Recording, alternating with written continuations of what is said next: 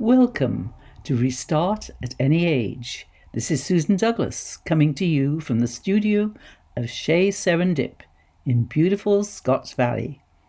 Chez Serendip is a 6-acre creative sanctuary in the Santa Cruz Mountains where artists, healers, builders and dreamers gather to create a more beautiful world. You can find them on their website, chezserendip.com, CHEZSERENDIP.com, and they are on Instagram at Chez Serendip. Today, I'm speaking with Peggy Stap, founder and executive director of Marine Life Studies, a non-profit dedicated to whale and dolphin research, education and conservation in the Monterey Bay National Marine Sanctuary. She also leads the Whale Entanglement Team, WET, responding to entangled whales along the California coast. Peggy's passion for saving whales is all-consuming. It comes above all else and often supersedes other obligations in her life. Peggy, thank you so much for joining me today. It's wonderful to have you here. Well, thank you for inviting me. I really appreciate it. Oh, well, it's our pleasure. So, what was your vision when you founded Marine Life Studies? What gap in whale and dolphin research and conservation did you want to fill in Monterey Bay? Well, originally I started working in Hawaii in Lahaina, volunteering, and then here I was volunteering for Oceanic Society, their whale and dolphin research trip, which I paid to go on the first time, and then they asked me to, if I wanted to work it, so I did. And then from there, I did that first, but then I got onto the research team in Hawaii in 1998, and Oceanic Society lost their permit to do their whale and dolphin research trip, so my director, Dr. Dan Selden in Hawaii, who's actually from Illinois, he was a professor at Southern Illinois University in Carbondale, he says, well, you should start your own, get your own permit. And I go, okay, so he mentored me through the whole process. One winter season, every day on the boat I'd have my research questions, and I talked to him, and then I'd rewrite, and after about a month he said, you're good, and I applied for a permit, and he made my first brochure, and we found it in 2006. Whale rescue was not on part of our mission, but we had a fundraising garage sale in September of 2006. We started this in the spring of 2006, right? And we got a call about an entangled whale. So anyway, he said you should start your own nonprofit, which I did under their umbrella. But that fall we had a fundraising garage sale, and during that fundraiser, one of the fishermen guys called me, said there was an entangled whale down by Carmel Bay, and I called everyone I could think of in California. There was no whale entanglement teams to disentangle whales here. There was one gentleman down in Orange County, and he mostly did dolphins. So I called Ed Lyman in Hawaii from the Hawaiian Sanctuary, National Marine Sanctuary. Right. It's the National Humpback Sanctuary. And he put me in touch with someone. So we were able to disentangle the whale, but not how we'd been trained. We were part of the network because we were on the research team. Sometimes we'd stand by, or they might put one of us in the water to document the entanglement. Because that we were allowed to do that, we jumped through a lot of permit processes and to be able to do that. Yeah. So then Mary Whitney, who gave us our first donation, she had a private foundation called Fluke Foundation, and she was part of Whale Trust in Hawaii. So we're looking at each other at this garage sale, going, "What are we gonna do?" So we decided we needed to do something and start something, so we did. Right. And so then we talked to the sanctuary and, put together a training, and Ed Lyman came. He was in Southern Cal, so we brought him up to Moss Landing so he could do a talk to, captains and things that, are out on the water. But also we had that was more for the community, then we had one just for the main people that would be involved in whale disentanglement. And Jim Harvey, who ended up being the director of Moss Landing Marine Lab, coined the word WET, Whale Entanglement Team. Right. And so we ran it under our nonprofit. And so the rest is history. I mean, it really wasn't, It wasn't a we plan filled to a begin void. with. Right. Now there's teams up in Crescent City, up in Bay Area, down in Santa Barbara, and down by San Diego as well. That's great. Yeah. Yeah. But they're not called WET. They're all different. Got their own names. They're different organizations, yes. Yeah. But you've created this, so that's fabulous. Well, and Mary Whitney and I. Right. We did it together. Okay. So what's the most common cause of whale entanglements along the coast? Well, they're all different. There's no two entanglements alike. Right. They usually get ensnared in like fishing gear, and it could be from all different fisheries. We get a lot of crab entanglements here for crab lines, and spot prawn, that kind of thing, but also derelict gear that's just at the sea floor that it was discarded, eons ago or whatever. 'Cause we know that from a couple different of the entanglements, because every entanglement, even if we're not able to disentangle it, because they're moving, it's like a moving needle in a moving haystack. Right. And so we respond, and every response we gain so much data. But 2/3 of the entanglements for the West Coast, they don't even know what fisheries it's from. So, and the crab guys really have done things to help mitigate, because they're very good stewards of the ocean and the animals, and they don't want to see the whales entangled. So they did a lot of things to try to mitigate that ahead of time. But now other fisheries are going to have some kind of gear, either line that's marked so it's specific to their fisheries. The crab guys are getting some for theirs. Plus now, when I was in Halifax in 2017, I learned about other ways that maybe the fishermen could fish. And it was a smaller pot with like a lift bag, kind of like divers lift things off of shipwrecks and stuff. And at that time I told the guy, because he's from Washington, Rich Reels at smelt.org, I said, we need it, because the commercial crab pots are 140, 150 pounds. Wow. Now he's got them so they can even lift those huge ones in Alaska. And so now we had all the fishermen have to test it on this. Not all the fishermen, but fishermen that are willing to test this gear are testing that. There's other gear. Some of the gear has line in a bag that comes up. And I remember I put together a dinner in Halifax with Ed Lyman and Jameson Smith, who was the head of NOAA for disentanglement at the time, and some people from Oregon State University and other organizations. And I showed this to Ed, and he goes, that I like. There's no line in the basket at all. It's all done like a little gizmo would inflate it, or you could have a battery operated. But I think they eliminated the battery operated with the reiterations from the testing. Right. And they had to test that kind of gear on the East Coast for 3 years. But they said we had to test it on our coast because the fisheries are different, deeper. It's a lot of different things. Right.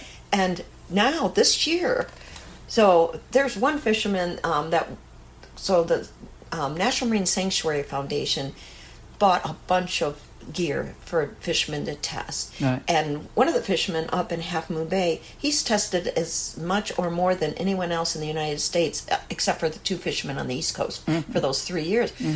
But he just did it for a whole year, and he signed up for the second year, which he's in the midst of his second year. And now they're going to let them use some of that innovative gear. Fishermen don't like to hear ropeless because there is one line that's got to come up to the surface on some of the gear, but they're going to be able to fish during the season that they haven't been able to in many years. Oh, well, that's encouraging to say the least. Well, yeah, and so I'm talking to this is before they bought all that gear. This was about 3 or 4 years ago. My husband goes, you're a nonprofit, why don't you buy the gear? Yeah. And I go, that's a brilliant idea. I go, why did I think of that? Yeah. So we were in dry dock, which means we were having our boat worked on, but we didn't take it out of the water because it wasn't essential, and we wanted to be able to respond if there was an entangled whale. So I'd see a lot of fishermen that I know, and I'd be talking to them. And one day I walked through there, and I said, I told him about the idea my husband had, and I said, if we could get it tested, we could maybe get a grant and buy the gear. Yeah. And this one guy goes, well, I hear it takes it takes longer to pull up the gear with the new systems. Yeah. And I look at him, and I said, even if it took you a little bit longer if you could fish your entire season, November 15th through the middle of June, wouldn't that be better? And he looks at me and goes, oh, hadn't really thought of that. Yeah. So because they lose the biggest amount of their income between November 15th and probably January 15th, because there's Thanksgiving, Christmas, New Year's, and they sell a lot of crab at that. So, right, yeah. So that's really hurt them. Yeah. So, not all fishermen tested. In fact, when I was looking for fishermen to help Greg Wells from the National Sanctuary Foundation to put together fishermen with them, yeah. One of the fishermen out of Moss Landing, he goes, you're going to get death threats. And I'm like, what? Why am I going to? Because there was a fisherman that was testing it in Santa Cruz, and he was getting death threats.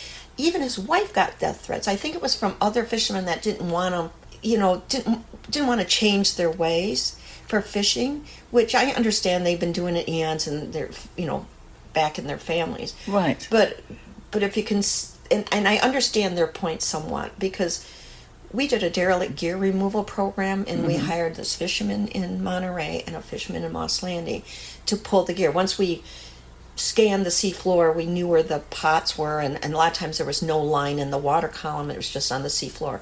And then we went and retrieved those because there is entanglements caused by that derelict gear. And this one fisherman, he's from Italy. He came here in 1975, and he said that it used to be you could have 10 pots in one line. Then over the years, you could have one line with maybe 7 pots, and then they kept reducing it down to 1 pot, 1 line. So they went from 1 line for 10 pots to 10 lines. And then you had to reverse it again. Well, so that's why some of the fishermen weren't wild about changing it, because if they could have gone back the other way, it would have mitigated got rid of 9 lines in the water column. But I think the wave of the future is this, because that'll solve even having a lot of lines, because some of the sets you don't even have to have a line, but the California Department of Fish and Wildlife needs a way to manage it. Yeah. So they like to have at least something on the surface to mark that. So and other fishermen know where it is too. Yes. So I'm really excited that they didn't have to wait, in their second year here, where they're able to use it and keep their catch. Yeah, well, I'm kind of relieved that you didn't get any death threats too. Well, I actually bought locking fuel caps because I thought, they might do something to the boat. Oh, my good Lord. But during COVID, no whale watch boats were out. And so we were out, and we got permission from the health department. And we were able to keep the fishing season open longer because there were no whales inside where they did the fishing, because they were supposed to be out by April 1st, and so that was in 2020. I can't remember how late they got, but they got another 2 or 3 weeks, which they were real happy. And I've never been against fishing, because everyone's got to work together. There's a way to manage it and protect it and protect the whales, but the fishermen can still fish. And I think that's bought me a lot of goodwill in the fishing community. Yes. I fished in Michigan. I mean, that's what we did on vacation. My grandparents had a little fishing boat. We'd go stay at their trailer at Lake Erie. Then they moved to Houghton Lake. Right. So, I mean, I love to fish. Now in Michigan, let's just hop back a little bit. You had a totally different life, right? Yes. Nothing to do with whales or anything. No. I didn't see a whale until 1996 in January. My real dad had passed away about 5 months before that, and I met my mom and stepdad, and they'd been married since I was in high school. Right. And I met them in Hawaii. My husband wouldn't fly over, so I went. So I saw humpback whales, and I fell in love with them. And then I kept hearing about the research there. And when I was a kid, I played the ukulele. I took Hawaiian lessons, so I felt like I was at home in Hawaii. We went to Hawaii, but then spent most of the time in Maui. Yeah. And the last day I was there, we'd always go out on the Linhua, which was like an old Chinese junket boat with viewing windows, and it kind of echoed down there. And so we were on that boat every day, and we went on Lahaina Princess once, and so we would share the photos. But that last day, a mom and calf went, and I raced downstairs, and they went under the viewing window and looked up. I cried, and then there was whales breaching, and that was my last day there. And that night at 10, I had to go to the airport with my mom and stepdad and their friends. They had 2 couples that were staying with them as well. Yeah. said goodbye to me, and I felt like Dorothy and the Wizard of Oz saying goodbye to everyone. Yeah. I didn't want to leave. I wanted my husband to bring the dogs, the cats, and just come. But the next year he came, I took a resume, and I got a volunteer job. Right. From the one boat that I went on, Lahaina Princess, there was a woman captain, and I had taken a picture of her because I hadn't seen a woman captain before. Right. And I was so impressed. And so the first day back to Maui, before my husband came to meet me, I was on Lahaina Princess, and there was that gal, and I walked up to her. I said, "I got the best picture of you." Yeah. Blah blah blah, and I was telling her why I was there, and I'm going to go to Whales Alive because I want to meet this Dr. Dan Selden of the Hawaii Whale Research Foundation. And she goes, "Oh, you might as well talk to me. I'm the Secretary Treasurer of the Hawaii Whale Research Foundation." Oh, that's impressive. Yes. So she got off the boat and said, "Oh, you can stay." And we're just thinking, free whale watch. Oh, this is exciting. Yes. But when I got off the boat, she introduced me to the owner of the company. Right. He wanted someone to do opportunistic research off his whale watch boats. So I started doing the next year, and he gave me a car to use. I paid my own, place to stay. Yeah, yeah. And I did it for like 11 weeks, and I talked into a recorder and then took the ID photos. And then I transcribed it. I'll never do that again. I had to get a little foot pedal because you're typing. I'm like, oh, what does it say? And then you have to back up. And oh, yeah. I'll never do that. But then when I came back to Maui that year, I was on the research team. Right. So, wonderful. What an opportunity. Yeah. Just opened right in front of your eyes. Yeah, it's like fabulous. The whole road kind of weaved, but Right. I took advantage of it. Yes, I of worked course. really Yeah. hard. Yes, of course. But and then when Oceanic Society went out, Dan goes, "Well, you can get your own permit." And like I said, he mentored me through the process, and the rest is history. We started in 2006. We got our own nonprofit status in 2009, and we got at that time we didn't have an endangered species permit because Dan was going to add me to his since I was a co-investigator on his permit. There's only one principal investigator on a permit, so I applied and I got it. So, but then we have an endangered species permit now. But at that time in Hawaii, didn't you get featured in National Geographic? Yes, we did. Yeah. Yeah. Because we were doing something called Whale Quest, and Flip Nicklin with National Geographic worked with Whale Trust. Right. And he put that together, and he said he didn't want to do this without including the other research teams because there was Hawaii Whale Research Foundation and also the Center for Whale Studies with Mark and Debbie Ferrari. And so he started Whale Quest, and he mentored me through a lot of the processes so he could, kind of hubnub with people because he was so famous. And it just worked out. So then they had a writer come. And so they went out with Whale Trust, and they went out for Center for Whale Studies. But most of those, they have to have pretty calm weather. We are kind of the rough weather team. So a lot of times it was Doug Chadwick, I think is his name. Douglas Chadwick, I think that's his name. I can't remember. Sorry. Sorry, Doug. But he was on our boat a lot because he goes, Right. They're not going to go out. Can I jump on your boat? So he did. And he was so nice. And, one time we're trying to eat lunch and the wind's blowing and lettuce is flying up at you, when you're trying to eat your lunch. And he would hand me the camera because I was approved to get in the water to observe their behavior. Right. And one time I remember sitting on that swim stop, and he hands me the camera, and there was a couple whale watch boats around. And he goes, all those people are really jealous of you. And I go, really? You think so? It's so much fun. I flew in the water.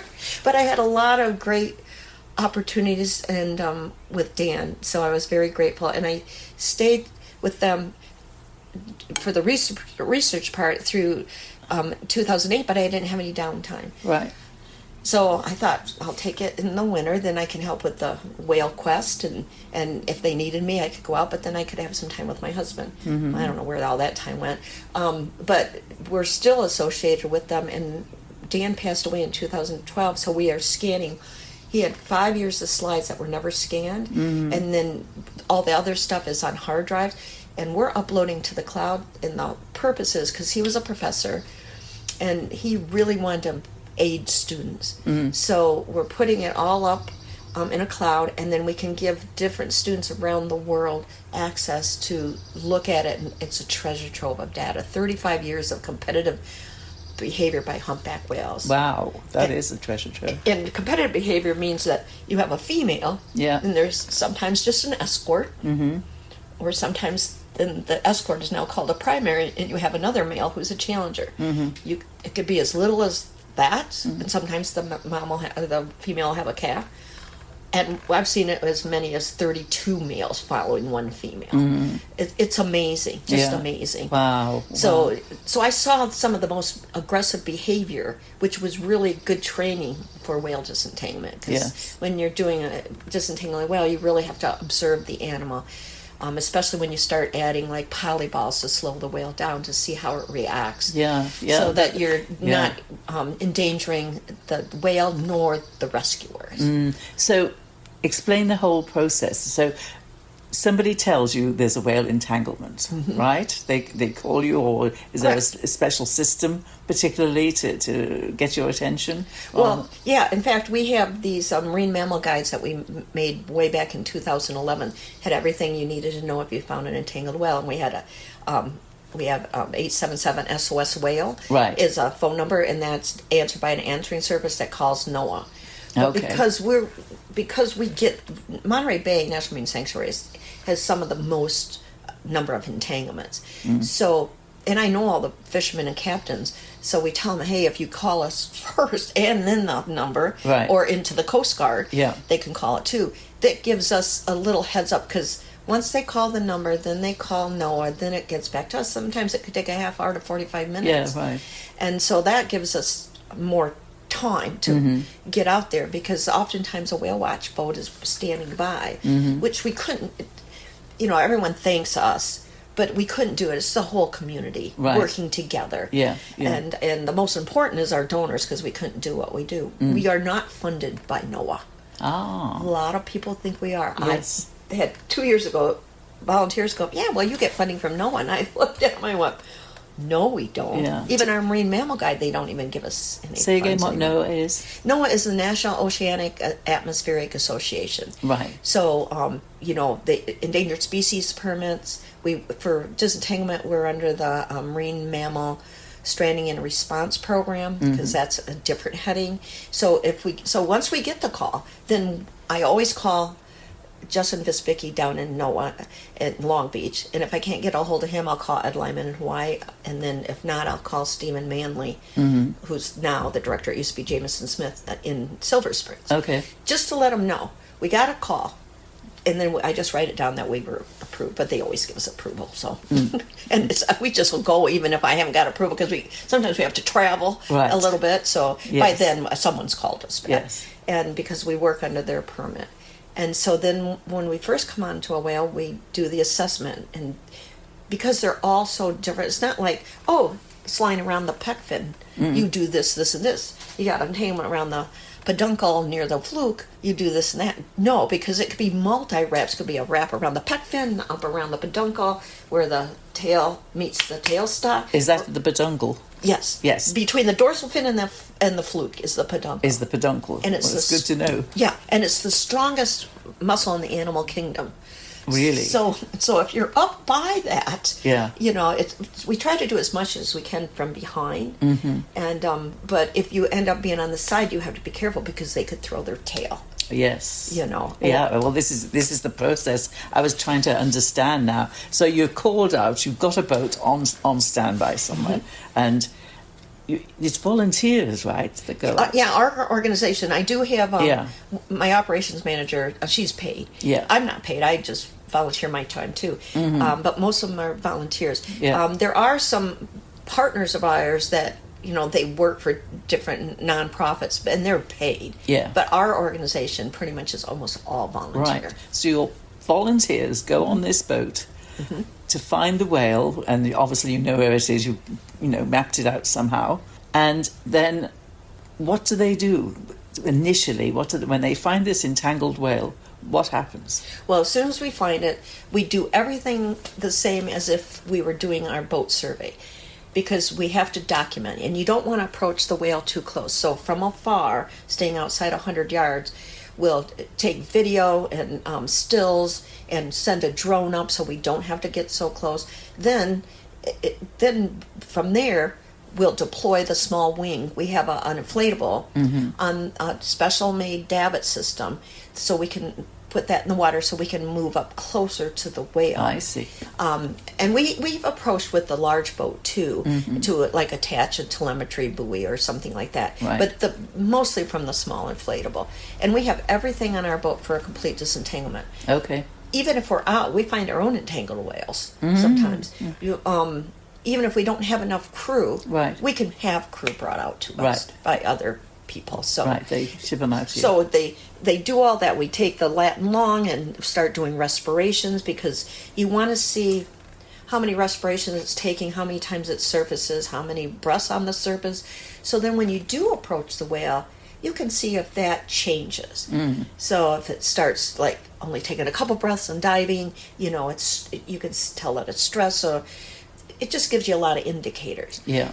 And we tell people, because everyone wants to be on the Whale Entanglement Team, I said, come out with us. We have our research scientist program.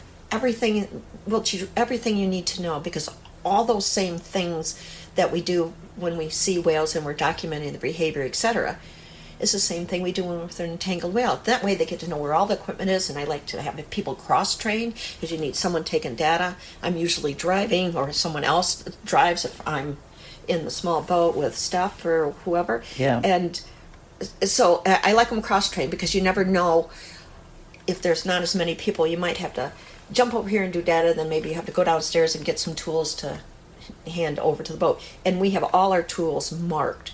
So even I've had people on their first day, I can go into the orange case, get the fixed knife, and it's marked, so they know. So they can bring it into someone that's in the little boat. They can put everything together. Right. Wow. So then what happens?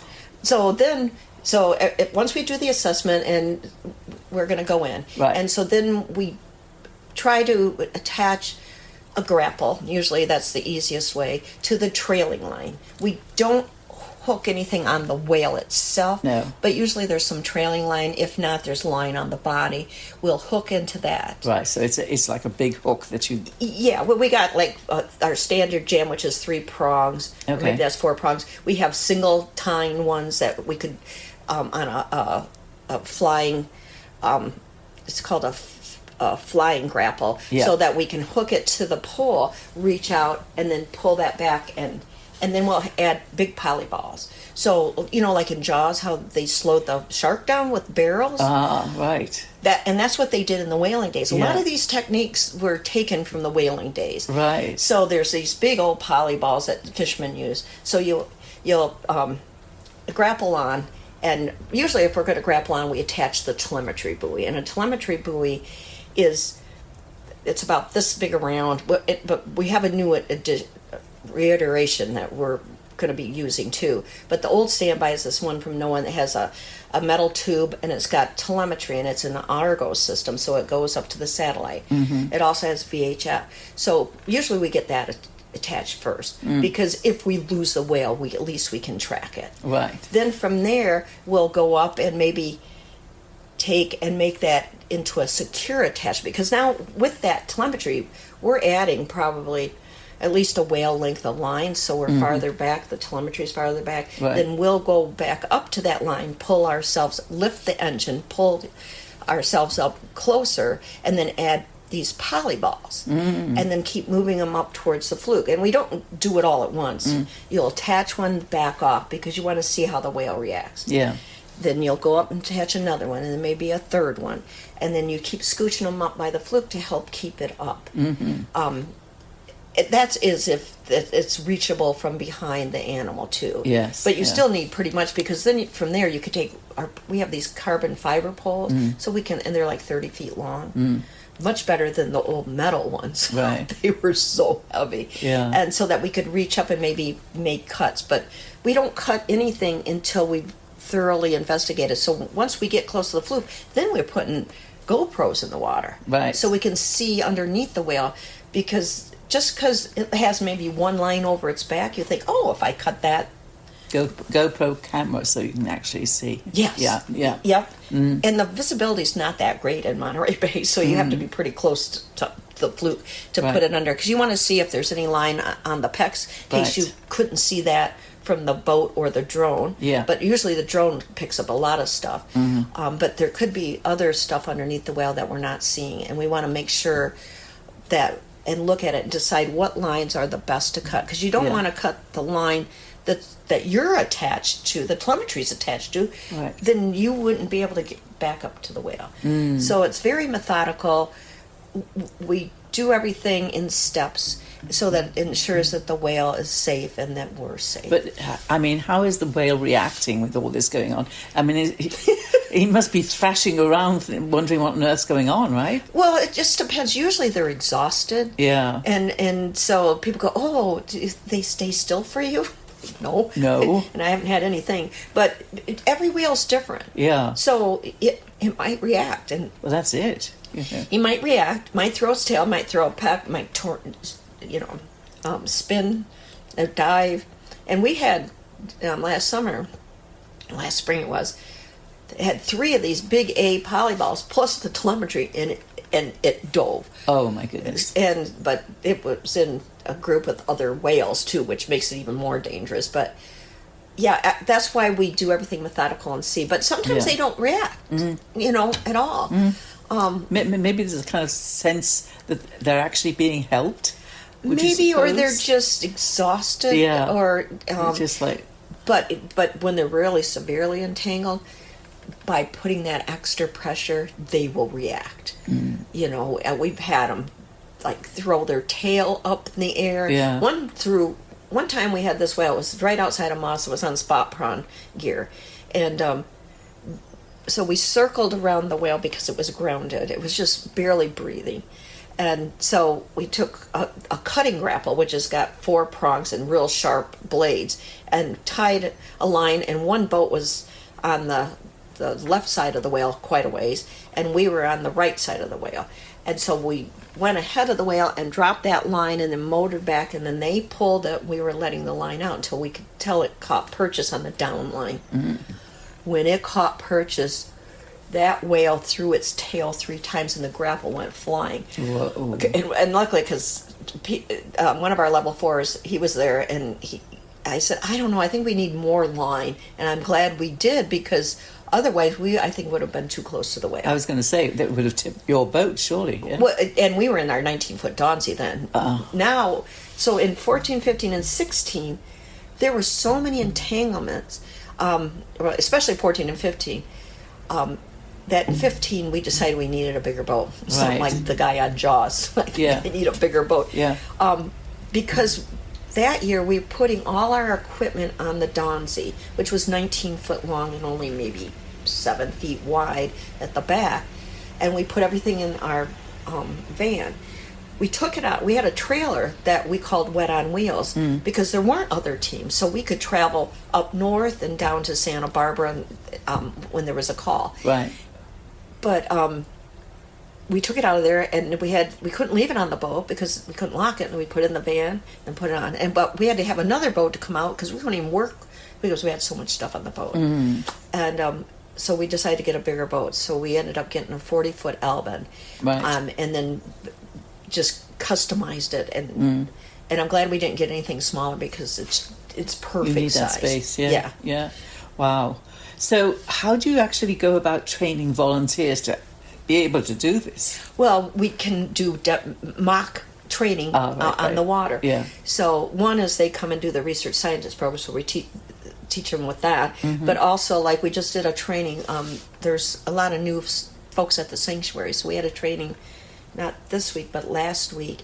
And so we go out and we tie a line to our boat, and then we put a buoy, and we also have a giant whale tail too we can drag behind and do different configurations so they can practice knives. Yeah. But since this was their first training, we didn't do that. We just had them like throw the grapple, pull up, attach the polyballs, because there's an art to that, and then they each took turns driving the little boat. Okay. So usually there's only 3 people in that boat. The front person who will grapple and then pull that line and then bend it over the front. And then once they've grabbed it and they say they're on and they start bending, the stern person is manning the engine, flips that engine up, turns it off and flips it up. Now we're getting a Nantucket sleigh ride, and we have a great video of that, because that we've been showing for the talks we've been doing this year, because it shows how fast we're moving. People think, oh, your motor's not on, because we can't have it on because we could get caught in the line. Right. And so they get to practice all that, and there's an art to like driving up to that line without crossing over that line. Right, yeah. So yeah, this is quite intense. I mean, yeah. People get shown a video or something on how to mentally prepare themselves for this. Well, we did a whole day of like case studies and just talking about the telemetry and the cameras and all the different things. And then they went on the boat the next day. Do you have people getting kind of cold feet after they've gone through it and think, maybe not for me? Not. Well, I've had a couple of ones go, I'd rather not be in the small boat. Right. But they're very essential on the big boat. Yes. We need, because there's a gal, Winnie Muley. She's been with us 10, almost 11 years now. Right. She doesn't really want to be in the small boat, but she knows where everything is on that boat. So you could just tell her. She knows how to set up the telemetry. She can set up the poles. Yeah. She can get things ready. So then when the small boat comes back, we're the support boat.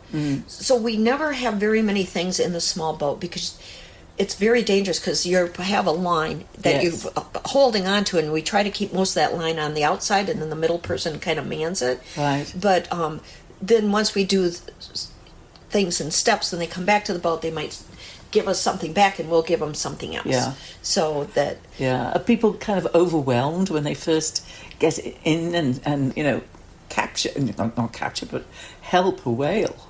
I mean, that's well, they aren't enormous. going in that small boat until they've had a lot of training. Yeah. Yeah. But, I mean, are they emotionally overwhelmed on just seeing this whale get free? Yeah. I mean, everyone's very happy, but you really have to have your situational awareness even afterwards, because you don't want to get too excited, because something else still could happen. Right. And case in point, this was quite a few years ago.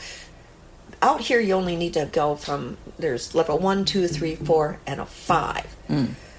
A 5, you need to cut North Atlantic right whales, because they're a different kind of animal. They, like, if you're working on the tail, they can bend in half and their head can come back to their tail. Oh. Or if you're working on the head, the tail could come to the head. Well, this Joe Hallett had just released one a couple weeks before that, and he was working on this another North Atlantic right whale, and just cut it free, but the whale turned and threw its tail and pinned him against the boat and killed him. Oh my gosh. And his son, it was so sad, his son was on boat. He was very experienced, years of experience.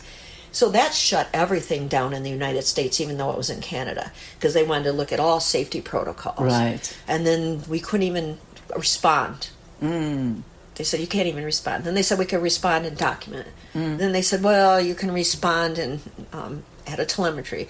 Only because there was a whale that was entangled and grounded up north in California. Right.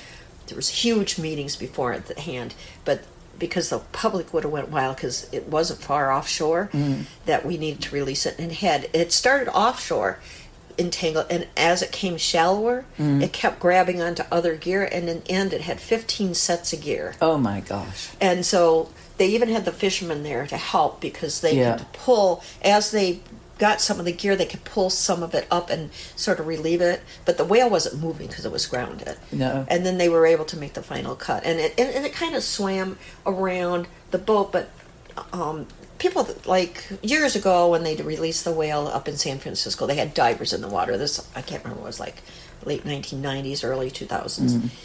They said the whale came and thanked everyone. Well, they were all in a circle, and if you think about, if you were entangled and you're not sure what's all happening. These people are there, and now I'm like, I feel a little better. And it'll just kind of swim. Yeah. Like, am I good? Am I not? And sometimes we've seen them breach, but they're breaching because they're trying to make sure that they have all the gear off of them. Right. They're not thanking us. They can't wait to get away from us. Of course. Yeah, of course. And that makes us happy when they swim free. But it must set up some kind of reaction, though, with the whale when they... I mean, I don't know, can they transmit these kind of waves to each other on what actually happened?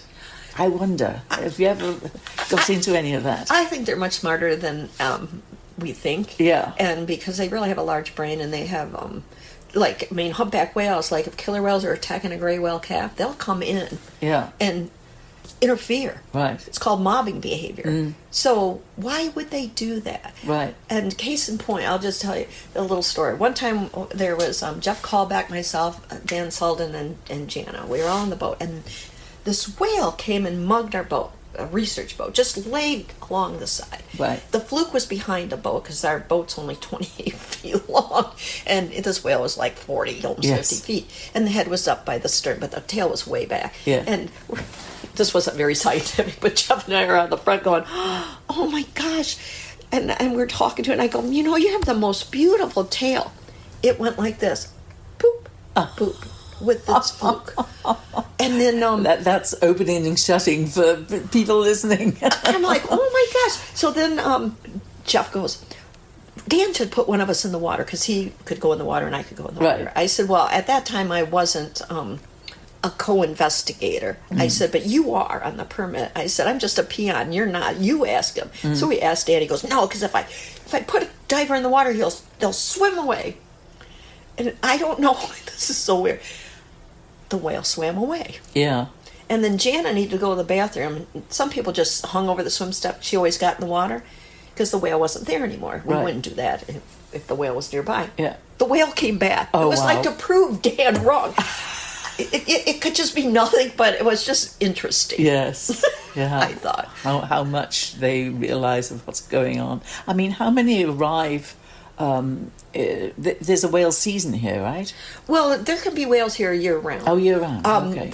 And sometimes, like in 14 and 15, why there were so many entanglements is because there was so much bait fish here. Yes. And if they didn't need to, want to mate or birth a calf, then why would they leave? The smorgasbord. Right. And there were so many whales, because I just remember in 15 especially, on New Year's Day going out, I couldn't believe how many blows there were. It wasn't like that.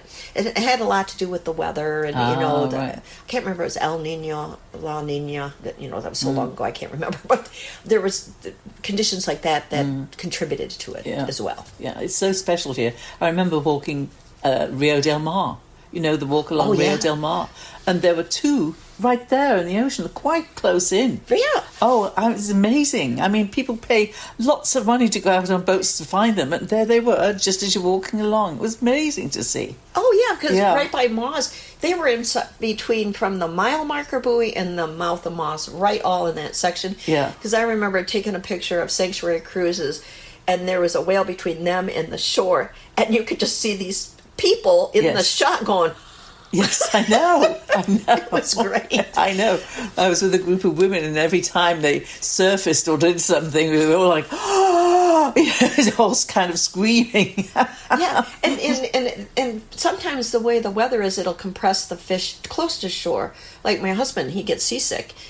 He went to Point Lobos, and they were lunge feeding over there, so he got to see it. Wow, yeah. So it's nice for people that are land lovers. Yeah, well, we're so lucky we have this glorious coastline here. Oh, yeah. I mean, really. Yes, blessed.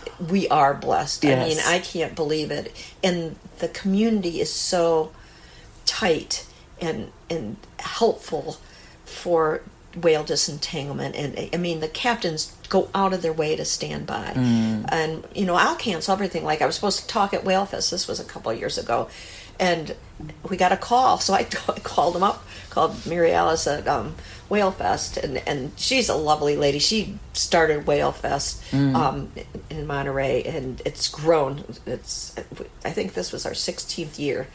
Anyway, I said I have to go. I'm not going to go talk about unentangled whale when I have one out there. Right. So we left, but we were in Monterey, and the whale was up by Moss Landing. So this one we watched. That's quite a ways. Kate Cummings from Blue Ocean, which she's got some of the best eyes on the water.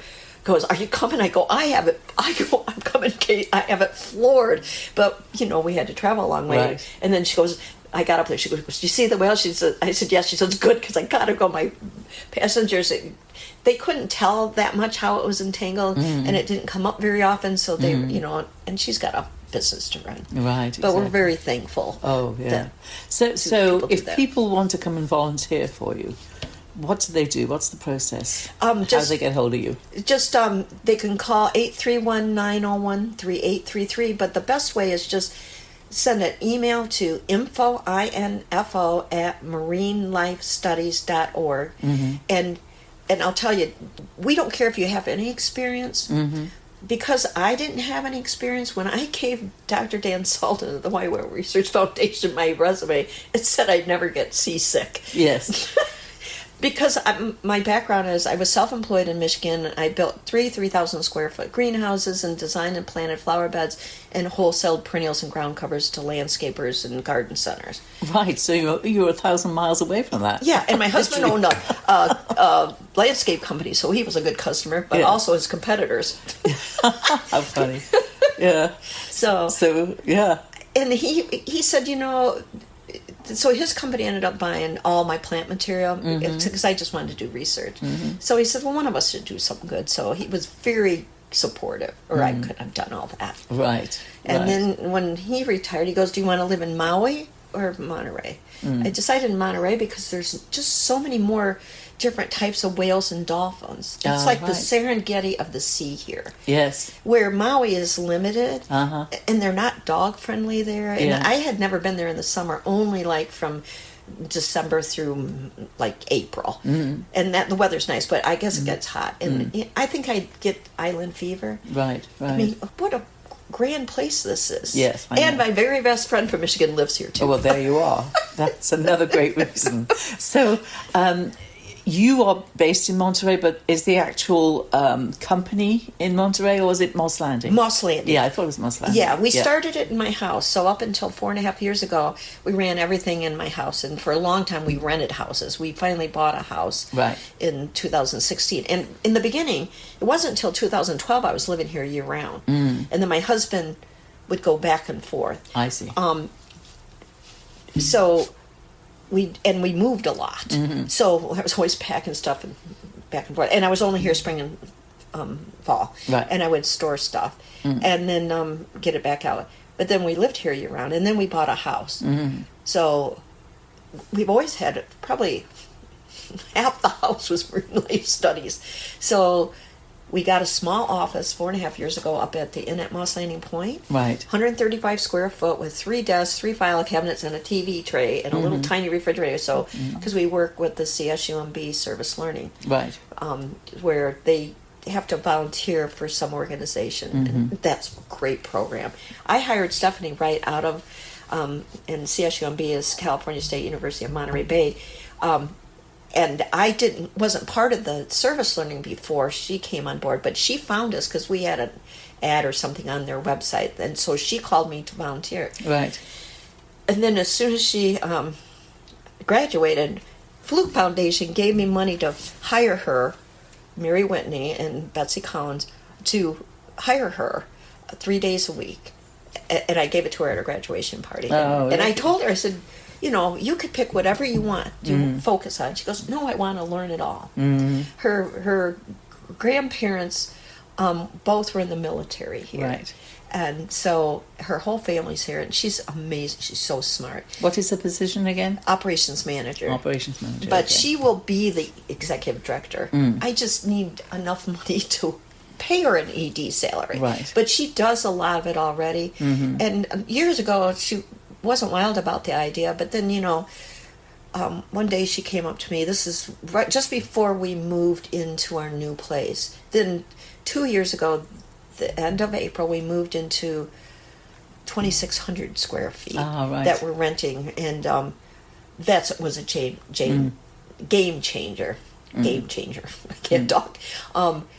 Because I always had a vision that we could have like kind of a hands-on exploratorium, really cool, innovative things that we could bring kids in for our education programs, but also for the general public. Right. And so we found this place. And it's funny because that was in the end of March. I saw this little for rent sign, and we had gone to visit Mary Whitney in Boulder, Colorado that winter, Steph and I both. And Mary Whitney is? She's the co-founder of the Whale Entanglement Team. Right, okay. And she's gave us our first grant and has helped us.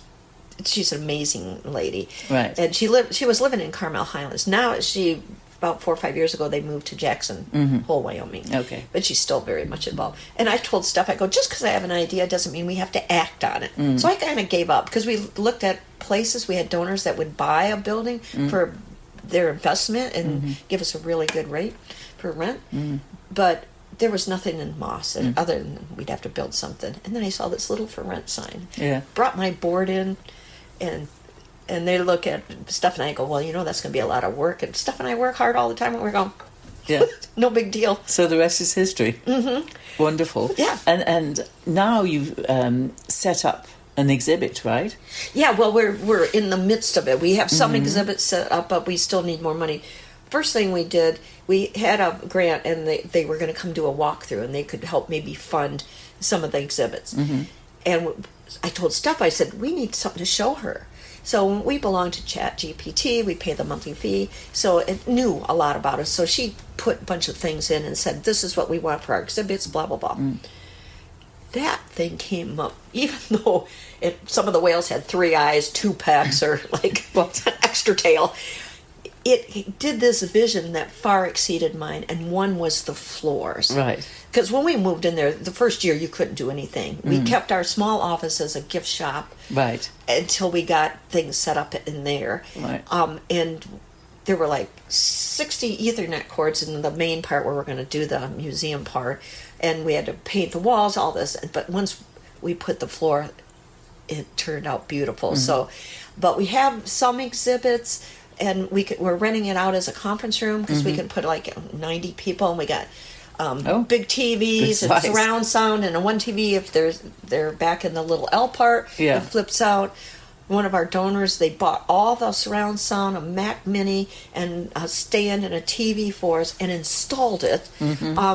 We have another guy that is installing all our security stuff, and he has extra stuff, so he's always giving. So we can, and then we have a small conference room too. So right now we're just trying to rent that out to help fund to pay for the rest. We still need about. So people can come to you if they want to rent that space. Yes. Okay, yes. That's good to know. Yeah. You need to put that out there now. Yeah, and it's beautiful. You can see the Elkhorn Slough. Yeah. I mean, it's if anyone's been out to the Moss Landing Marine Labs, they're up on a hill, but we're not. But you can see the slough, and it's beautiful, and we get lots of birds, and there's a coyote, and there's room back in the back where we could like cure specimens and things like that. Right. So we're really excited about it. So what kind of people could come and rent from you for the space? Anybody? It could be for birthday parties, weddings, business meetings, you name it. Oh, wow. And even once we get the displays, anything that's in the main part of the floors is all going to be able to roll out. Right. So that we can utilize the space to its maximum, because we are a nonprofit. So if it'll be cool to get married there, because the deck's being finished, and because there was a deck but that had to have some work done on it, and then we're putting. I had them put a handicap ramp on it, because we have a handicap ramp on the front. Right. And then we won't be able to afford it yet, but then I'm going to have a walkway that goes over up to the little berm, and then a platform so they could see the water and just sit there and watch all the birds or the otter swimming, or Sounds even a beautiful. Harvest. It's gorgeous. I mean, it's unbelievable. Yeah. And you want a pop-up restaurant in there or something, so well, people can come there's in. enough restaurants around. We don't have room for that, but that would be totally different. But we rented it from Bright Future Solar Energy, so they're putting all sorts of panels. Eventually, probably within the next 6 to 12 months, will be heated with solar. Oh, very good. Yeah. And then we have our skullmobile parked out front. There's no skulls in it yet because we're just curating, and we got to design that and because we just got it. This is a van with skulls, I'm assuming. It's a trailer with the viewing windows. Oh, right. So, and we got the money do the signage, so we're going to work on that, and I'm just waiting for Dave to be able to help us build the stands. Right. And and that one can go to schools. So we always go into schools. We've been teaching programs since 2007 to the Boys and Girls Club in Salinas and Seaside. Been a community partner with them since 2011. Yeah. But we go to other schools. we like to go inland to where kids don't really get an opportunity. Right. And even in Seaside, they're not. Some of them are only like a mile and a half from the ocean and never seen it. Yes. Yeah. And so we go and marvelous. teach classes at each of their units and then take them whale watching on a whale watch boat out on Fisherman's Wharf. But since COVID, they're not letting us do that. So now we're going to bring them out to our place and do like a beach cleanup and stuff. And then they can walk around and see otters and harbor seals and at least that way. Oh, that's wonderful. So we got so many plans. And in the small conference room, it can have tables or just chairs, or the tables go low so for kids, we can pull the tables out and have kids sit on the floor.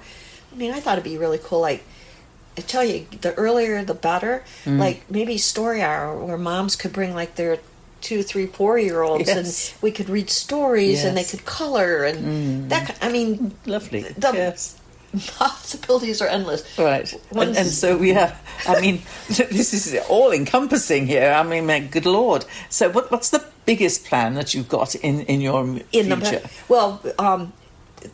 So the gift shop's all set. Yeah. And we have a room that's going to be our research scientist lab.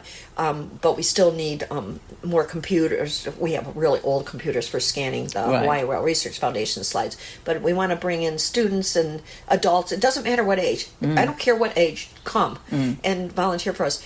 So that'll be there. And any background too, right?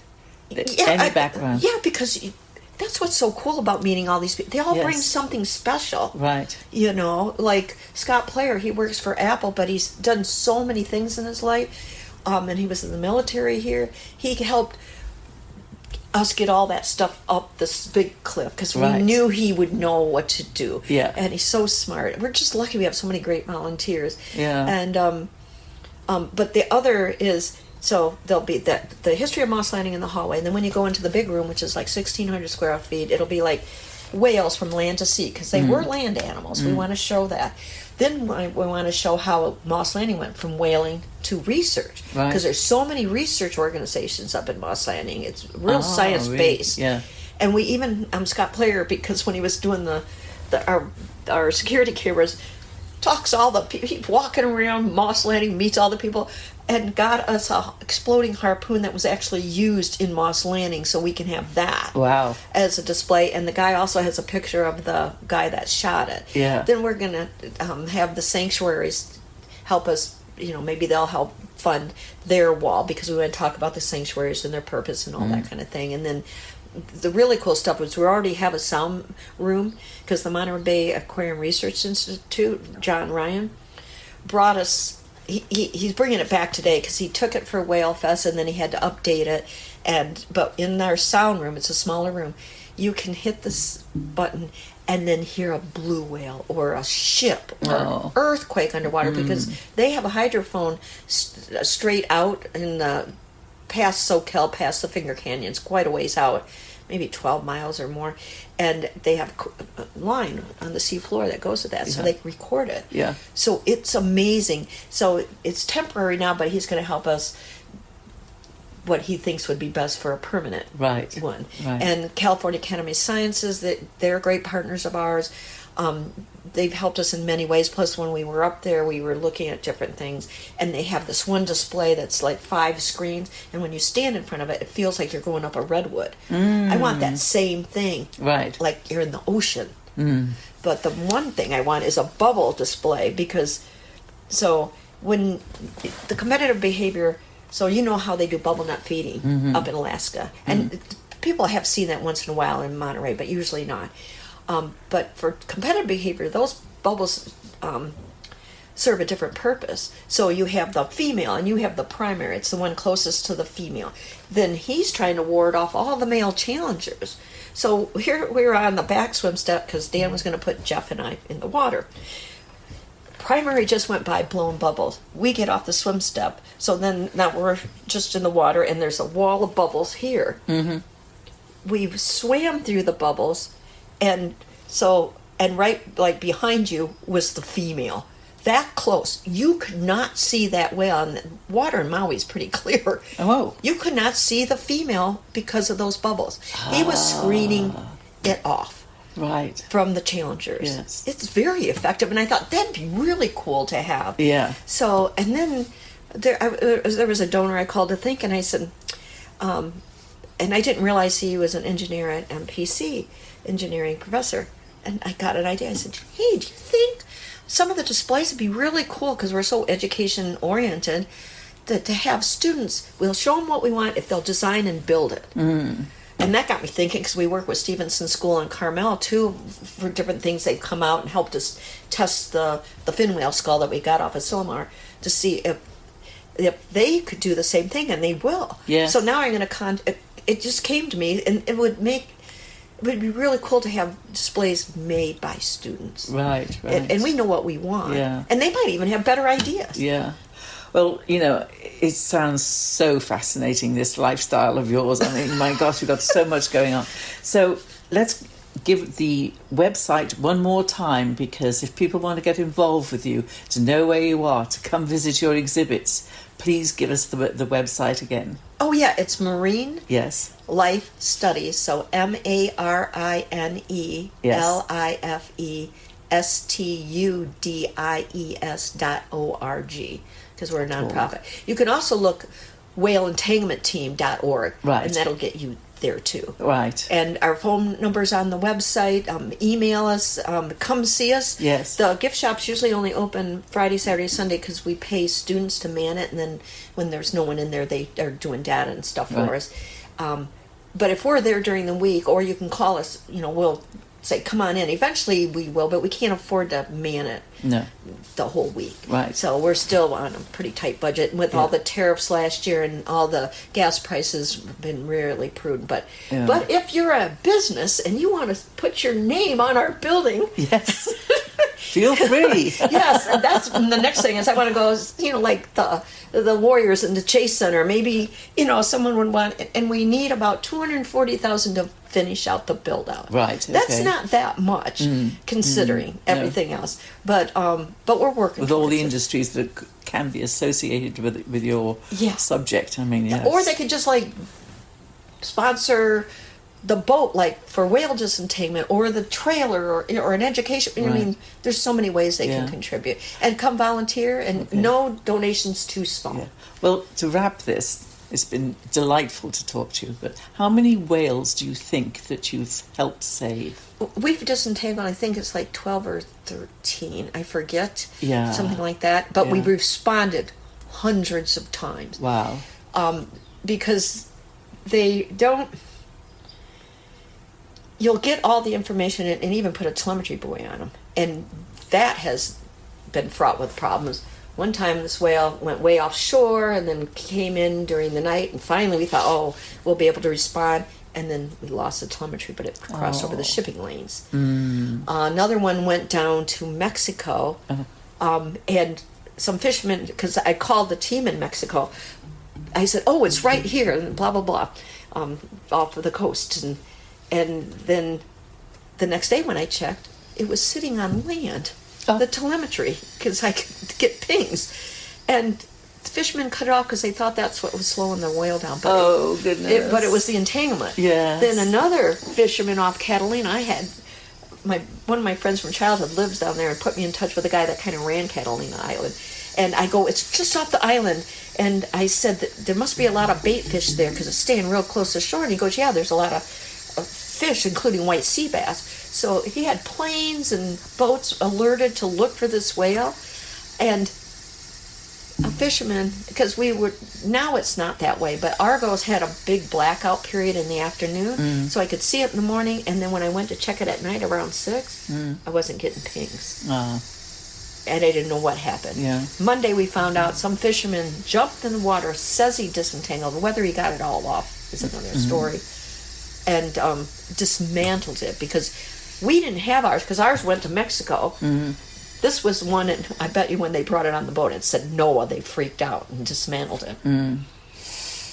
Well, I'm sure you've got a story, every week.